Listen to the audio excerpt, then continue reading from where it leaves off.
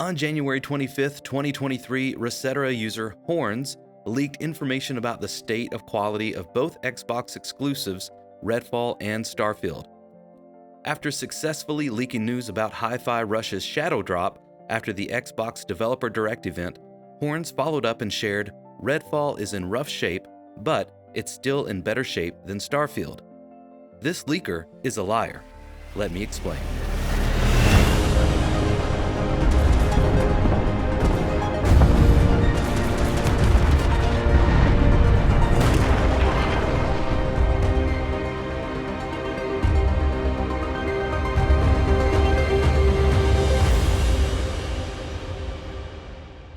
Welcome everyone, this is Starfield Signal, the place for everything Starfield.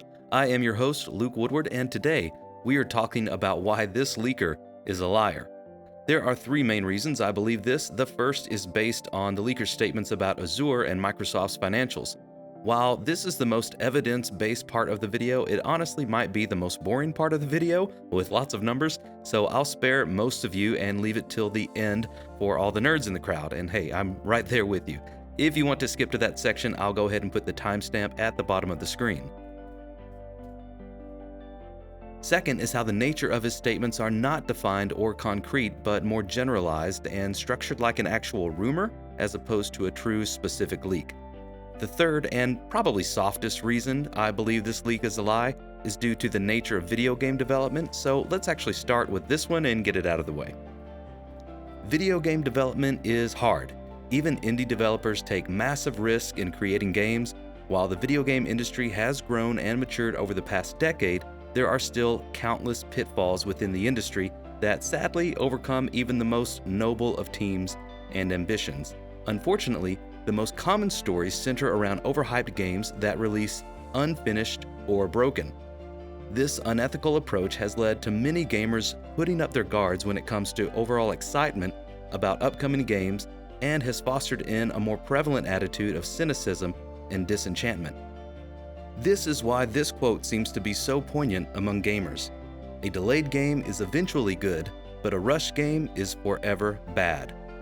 While all of this is true, this doesn't mean that good games are impossible to make.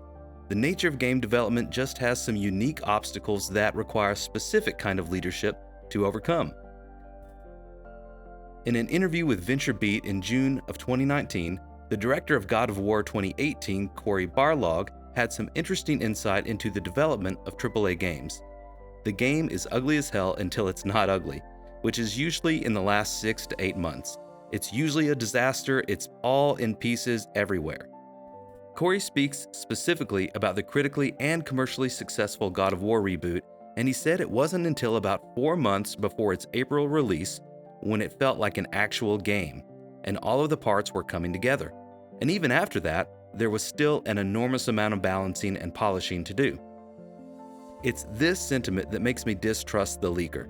At worst, the leaker is lying and Starfield is in great shape, playable from start to finish as we've seen in other interviews and reports before. At best, giving this leaker the benefit of the doubt, he or she was simply misled by the quality state of only one of the pieces of the Starfield puzzle, and hasn't seen how everything else is fitting together.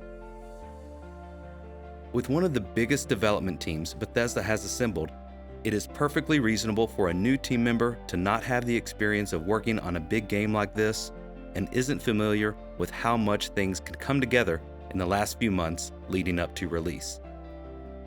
The second reason I think this leak is not reputable is the nature and structure of the leak. In his original leak about Hi-Fi Rush, there was no certainty. He even states he usually doesn't have a source for any information, but like these are conversations he might overhear in passing or an offhanded comment that a friend at work might let slip. I don't believe this leaker is directly involved with the development or marketing of these games. And then the wording of the statement. One thing Microsoft has floated for Xbox is releasing Starfield before fiscal year, aka June 2023. This doesn't sound like someone who was in a meeting or even given a directive or deadline. Again, it sounds like what someone might hear when a friend from work is venting about a meeting they just had, not actual information. And finally, let's get into the statements about Azure. Everything I'm referencing in this section is verified on Microsoft's news site, where they publicly post all of their quarterly and annual financials. I'll include the link in the description for quick access. Let's start with the actual statement the leaker makes. So Microsoft lost tons and tons of money on Azure this fiscal year. They're asking all divisions to blunt the loss. One thing Microsoft has floated for Xbox is releasing Starfield before fiscal year, aka June 2023. We'll get into the specifics of the financials here in a minute, but let's take a second to think about what would have to be true for this statement to make sense. I would imagine tons and tons of money would have to be billions of dollars for Microsoft. So, if they lost multiple billions of dollars, this means they think Starfield is going to quickly help make up that loss. Sure, probably not all of it, but what, maybe 10, 15, or at most 20% of that loss within one quarter? This seems a bit steep and short-sighted for Microsoft to sabotage a new flagship franchise of their gaming division. The segment Xbox is a part of at Microsoft is named More Personal Computing, which it shares with Windows, devices, and search and news. This segment generates the least amount of revenue for Microsoft, and the gaming division within this segment usually sits at the bottom, just above Surface tablet sales. While Xbox certainly generates tons of revenues in the billions, compared to Microsoft as a whole, it is simply not a major player in the financials. Meanwhile, Azure is the lead driver in the most profitable segment of Microsoft, Intelligent Cloud. This segment has shown year-over-year growth of 30 to 50% every quarter for the past few years. And its operating income, what's left of revenue after operating expenses are taken out, is steadily growing from $7, $8 to almost $9 billion. So you tell me, would it make sense for one of the biggest companies in the world to rush a new product, to sacrifice long-term success for short-term revenue, to pad the numbers of one of their smallest divisions to make up for a massive loss in their biggest revenue-generating division? Okay, I'm going to go off script here just for a few minutes because I wanted to go ahead and give you some of the specifics if you didn't want to take time to go to these links yourself. And if you've made it this far in the video, then you're in it and you want to hear this stuff. So hey, good on you. Very cool. Welcome. Microsoft's quarterly earnings, I'm just going to read these off again. You can go to the links that I gave for 2022 quarter one. So this would have been ending actually in September of 2021 was their Q1 of 2022. The Azure revenue growth was 50% year over year. Their total operating income was $7.56 billion for fiscal year 2022 quarter two. They made a lot of statements in their financial statement about long-term Azure commitments, and so they're investing in Azure at this point, which you would think like, hey, even if they're showing a loss, like that makes sense. They're investing a lot in it, but still their revenue growth year over year was 46%, and they still had an operating income of $8.2 billion. Again, that is after expenses. So all of their engineers, all their salaries, all their all their investments, all of that stuff. Quarter three is growth. The year-over-year growth was 46%. Operating income of that quarter was $8.28 billion. Quarter four, growth was 40% year-over-year. Operating income was $8.68 billion. So Azure did fine in 2022. What about 2023?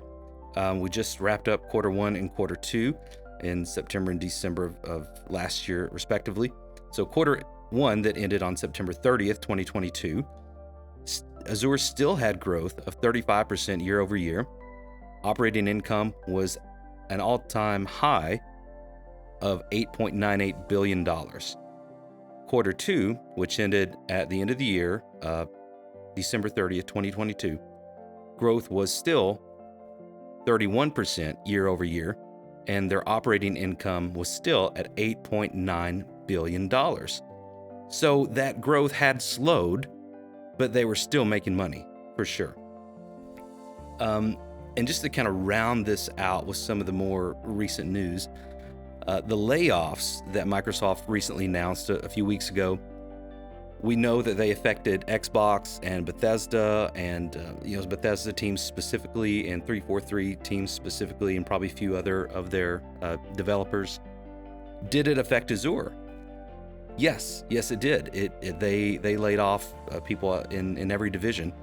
Specifically, the information I found was that the Azure team, it was just their sales team that was affected. So it didn't say anything specifically about engineers, which are actually developing the software. They're developing the AI and everything involved in that.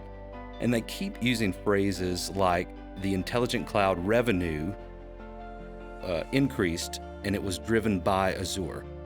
And so even if you say like, okay, well, these are division numbers or these are segment numbers, they don't give specific Azure numbers, and Azure could have been operating at a loss. That's true, technically, but if Azure is driving the revenue increase, and that revenue increase is yielding an operating income and not an operating loss, you're going to have to do some really crazy mental gymnastics to figure out a way to make that seem like Azure is losing a bunch of money and they're going to have to release a video game to make up for it.